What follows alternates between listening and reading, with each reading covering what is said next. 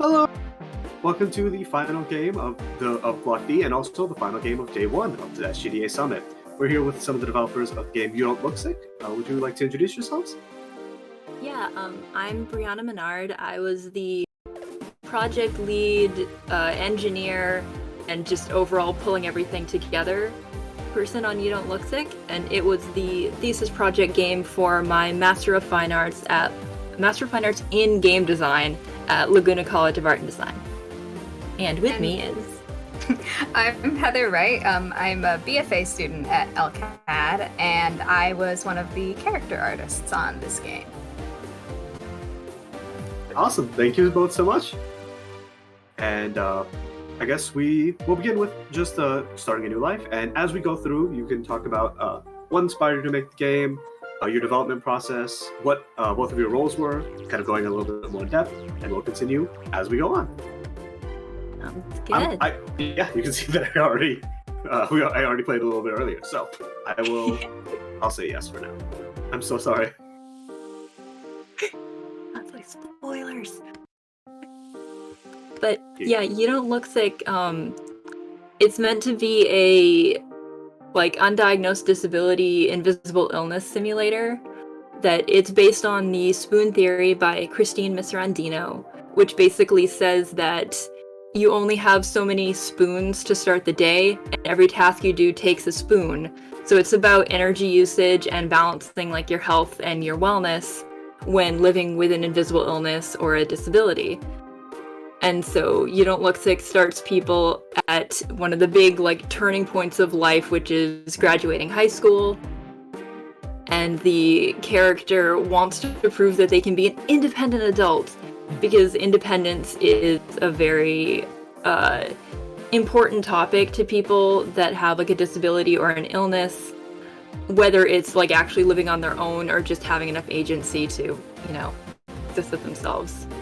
So right now the introduction just kind of takes you through and is you have an illness, but also you're not really diagnosed, so you're not sure if you can really say you have an illness, but you feel sick.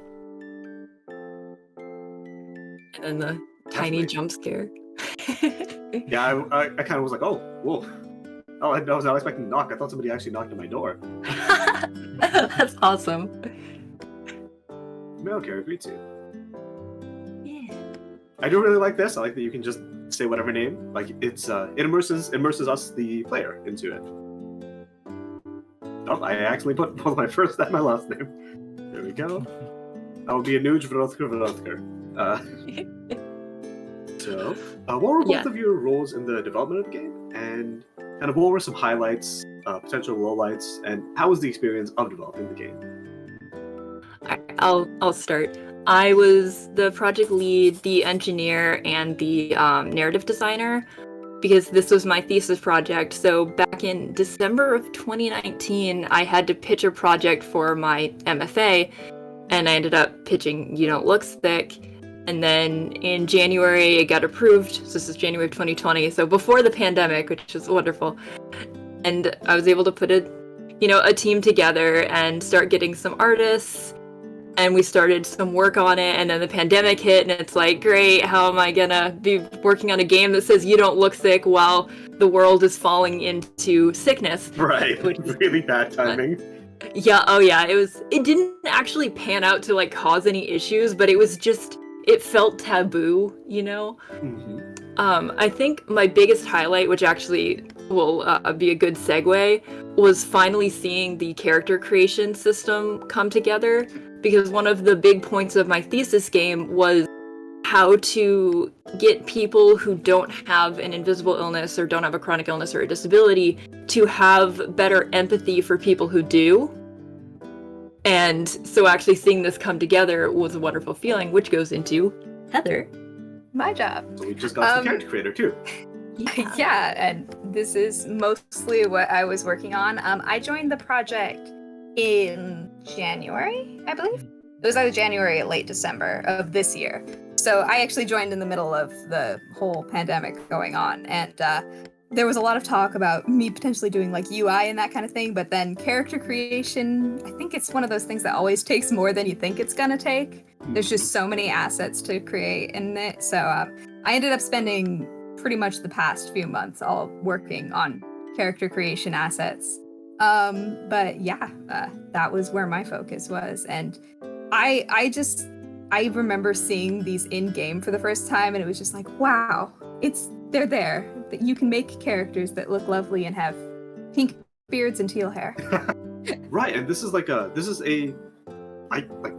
been like a lot of work to put together because you have to draw all of these different, make sure that they all work together as well. Yeah. The biggest thing on that for sure was the clothing, because there are 8 body types. Is that what we ended up with? It's 8 or 10, somewhere around there. Yeah, I think it might be 10. It might be 10. Oh yeah, because we added the buff option. But for each body type, the clothes had to be redrawn. So there's lots of drawing in that part of it. To go for the anime hair and also a little bit of a fro, just so I can don't stray too far. I love it. I will say, because we're on the character creator, we'll do a shout out to my art lead who isn't here today, who pulled together a ton of the final assets, like a lot of the hair and some of the clothing, like the weekend before the project was due, because this was a school project. Right. And it was due on a Friday, and we were pulling together the final assets for the character creation, like, I think it was a week and a half before, maybe, because it all had to be implemented. Yeah. That must have been a very tight timeline to work around. Yeah, and Jillian definitely killed it on that last couple weeks. Yeah, what happened is I'd actually gotten COVID the last month that it was due. It was mild. It actually ended up being totally fine, just like a really bad cold. But, you know, of all things, the month that my final grad project was due. But my artists, they did such an amazing job pulling everything together so that when I was able to finally program again, I just had everything I needed and could just smush it all in and be like, it's done. Oh, that must have been really scary though. Oh my god. Yeah, it's not what you want in your last month of graduate school. It was not.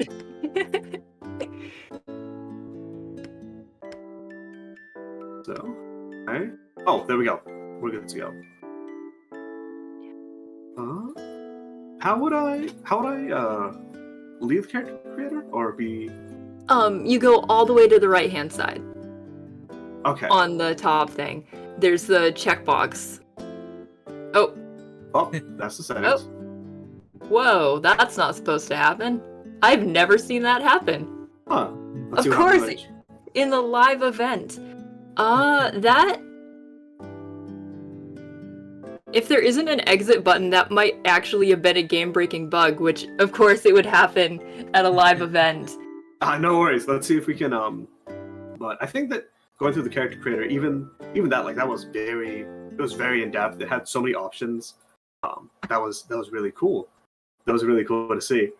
And plus, if you want to, you can drop the link to this game in the Summit Discord so that people can play it on their own time, and that way they can experience the character creation. They can make their own character, and yeah. Let's see if I can load life. Yeah, it should load you in right before the character creation system. Oh, there we go. I accidentally broke it. Oh, right, Jason. Let me share my screen again really quick. I guess we can ask a couple questions about the future of the game's development. I know that you mentioned that it's a school project. So, what are your plans for the future of the game's development while we get the setup and figured out? Well, now it's available on itch.io. It's meant to be a mobile game, as you might be able to tell by the portrait orientation. And it will be available on Google Play as soon as I've recovered from 2 years of graduate school. Right, definitely. Because I have to still submit the package, and get it all packaged out and fix a few bugs of, like, apparently the settings menu popping up in the middle. Like, I don't understand. Oh, did it? Yeah, I'm glad my teachers didn't notice that. Yeah, no. Right? Yep, I'm exceedingly good at video games, as you can tell. But yeah, so it'll be available on Google Play, and It currently takes you through a week in the life of the character. That you go through the introduction section where you meet your parents, which are completely randomly generated based slightly on the character appearance that you choose. And then you decide on like what apartment you're moving into and what job you want. There are currently only one option for each, but in a fully realized version of the game, there would be 3 options. So you'd have to pick a little bit to try to determine what would be the best usage of your resources. And then you get to do your first week at your new apartment. And at the end of that week, you get kind of a check-in phone call with your parents, and some of the dialogue options change depending on whether you did or didn't do certain things. Because the overall message of the game is that it's okay to take breaks and it's okay to not be able to do everything, because one of the big facets of having this kind of like illness or disability is usually that you have to ration how much energy you have in a day, and so oftentimes you can only do like one big thing. Right, definitely.